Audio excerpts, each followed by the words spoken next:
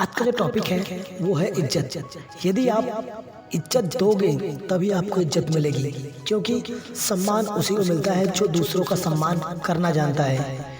इज्जत प्रतिष्ठा उसी की होती है जिसने अपनी इज्जत को बनाए रखा हो और दूसरों की इज्जत को गिरने ना दिया हो। क्योंकि इंसान वही महत्वपूर्ण गिना जाता है जो कभी भी दूसरों में भेदभाव ना करे या दूसरों की कमजोरियों का फ़ायदा ना उठाए या कभी भी दूसरे किसी भी इंसान को अपनी नज़रों में गिरने ना दे। वह इंसान ही हमेशा सर्वश्रेष्ठ होता है। सर्वश्रेष्ठ उसे नहीं गिना जाता जो खुद कहे कि मुझसे ज़्यादा विद्वान कोई नहीं, या मुझसे ज़्यादा बलवान कोई नहीं, या मुझसे ज़्यादा ताकतवर कोई नहीं। ऐसा व्यक्ति हमेशा गलत होता है। वो व्यक्ति हमेशा महत्वपूर्ण होता है जो ये कहे कि हाँ, ताकतवर तो मैं हूँ, लेकिन मेरे साथ जो लोग हैं वो मुझसे ज़्यादा ताकतवर हैं, क्योंकि मैंने उन्हें देखा है या उनके बारे में जाना है।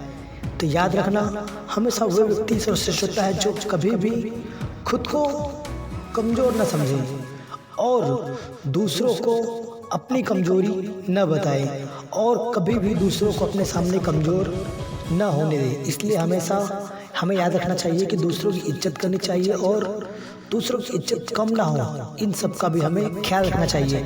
कई बार क्या होता है कि हम अपनी इज्जत बचाने के चक्कर में दूसरों की इंसल्ट कर देते हैं या दूसरों के बारे में गलत सोचते हैं। ये सब क्या होता है? ये सब हमेशा हमारे अंदर नेगेटिव थॉट्स लाते हैं, जिस वजह से हम कई कार्यों को, अच्छे कार्यों को गलत तरीके से करते हैं, जिससे हमारे जो विचार होते हैं, हमारे जो थॉट्स होते हैं वो और ख़राब हो जाते हैं और काफ़ी बिगड़ जाते हैं। चलिए मैं आपको एक छोटी सी स्टोरी सुनाता हूँ, शायद आपको मेरी बात समझ में आए कि मैं ऐसा कह क्यों रहा हूँ या फिर ऐसी किस परिस्थिति की वजह से मैं आपको ये समझाना चाहता हूँ। होता क्या है, एक राजा होता है अपने राज्य में, वो बहुत ही खुश होता है और काफ़ी खुशहाल राज्य होता है। वह हमेशा अपनी प्रजा की जो भी आवश्यकताएँ होती है वो सभी पूर्ण करता है। उनके लिए जो भी चीज़ें होती उन सभी को लाकर देता है और कभी भी उस राज्य में किसी चीज़ की कमी नहीं होती। उस राज्य में अगर किसी चीज़ की कमी होती है तो वह एक राजकुमार की कमी होती है, क्योंकि उस राजा का कोई भी पुत्र नहीं होता। इस बात से राजा काफ़ी परेशान होते हैं और उस प्रजा के जो लोग होते हैं वो भी इसी बात से परेशान होते हैं कि हमारे पास सब कुछ है, बस एक राजकुमार नहीं है। कई मिनटों के बाद और कई सालों के बाद उस राजा के पास एक पुत्र होता है और वह पुत्र ही बहुत ही होनहार होता है, लेकिन उसके अंदर एक चीज़ की कमी होती है, वो कभी भी किसी चीज़ को मांगता नहीं है।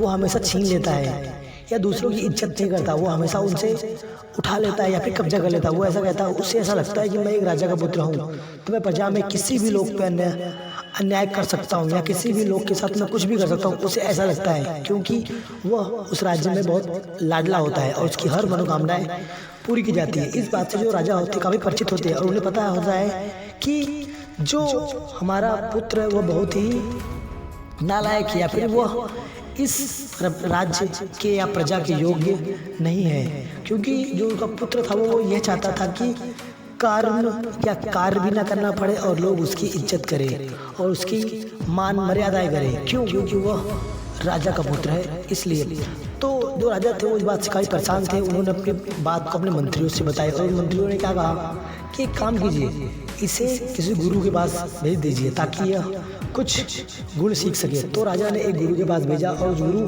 को समझाया कि मेरा पुत्र ऐसा है, उसे दूसरों की इज्जत करना नहीं आता, वो दूसरों की इंसल्ट करता है। तो गुरु ने कहा, आप हमारे पास छोड़ के जाइए, हम इसे संभाल कर आपके महल तक छोड़ आएंगे।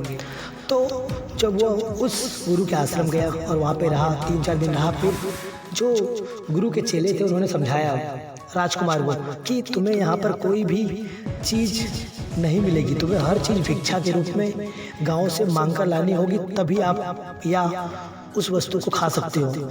तो जो राजकुमार था उसको बहुत गलत लगा कि जिन प्रजा मेरे साथ रहती थी अब मैं उस प्रजा के सामने जाऊंगा मांगने के लिए, ये तो मैं ऐसा कभी नहीं करूंगा। तो वह मांगने के लिए नहीं गया। शाम तक उस राजकुमार को भूख लगी और उसे आश्रम में कुछ भी खाने को नहीं दिया गया। फिर वो अगले दिन अपनी प्रजा में जाता है मांगने के लिए और जो मिलता है वो अपने गुरुजी या चेले के पास जमा करता है और उनमें से वह कुछ ना कुछ खाता है और खाता ही था। फिर उसमें क्या होता है कि वह उसके प्रति अंदर से चौड़ता जागती है। उसे ऐसा लगता है कि मैं यदि इज्जत दूंगा तभी मुझे कुछ मिलेगा। तब वह जब भी प्रजा में जाता या लोगों से मांगता तो एक नम्र भाव से मांगता हूँ, बहुत ही प्यार से मांगता। तब वह प्रजा के लोग जो होते हैं वो उसे कुछ ना कुछ देते और उसे वो ले जाकर अपने आश्रम में जमा कराता। फिर उसके जो गुरु जी थे उन्होंने कहा कि यदि तुम्हें कोई वस्तु चाहिए तो तुम उसे कैसे हासिल करोगे। तो जो राजकुमार था उसने बताया कि यदि कोई वस्तु हमें चाहिए तो उसे नम्र भाव से इज्जत देकर मांगनी चाहिए, क्योंकि हम जितनी इज्जत सामने वाले को देंगे वो हमें उतना ही इज्जत और उतने ही अच्छे भोजन हमें देगा, जिससे हम आसानी से अपने कार्यों को पूरा कर सकते हैं। तो गुरु जी की यह बात सुनने गुरु जी ने जब यह बात सुनी राजकुमार के मुंह से तो काफ़ी खुश हुए और वो समझ गए कि राजकुमार ने अपनी बातों को समझ लिया है, अपने अंदर की कमजोरियों को जान लिया है। तो वो उस राजकुमार को ले जाते हैं महल और उन्हें बोलते हैं ये रहा आपका राजकुमार, और अब ये काफ़ी संपूर्ण हो चुका है और काफ़ी निपुण हो चुका है और आपको इसके लिए कोई भी कठिनाइयों का सामना नहीं करना पड़ेगा। तो आई होप आपको मेरी बात समझ आ गई होगी मैं कहना क्या चाहता हूँ। यदि आप कभी भी अपनी लाइफ में सामने वाले को इज्जत दोगे तो आप हमेशा अपनी लाइफ में सक्सेसफुल रहोगे, और जब भी आप सामने वाले को इज्जत नहीं दोगे, नम्रता नहीं दिखाओगे, तब आप अपनी लाइफ में सक्सेसफुल नहीं हो सकते। यदि आपको मेरी बात अच्छी लगी या मेरी स्टोरी समझ आई हो तो लाइक कमेंट जरूर करें।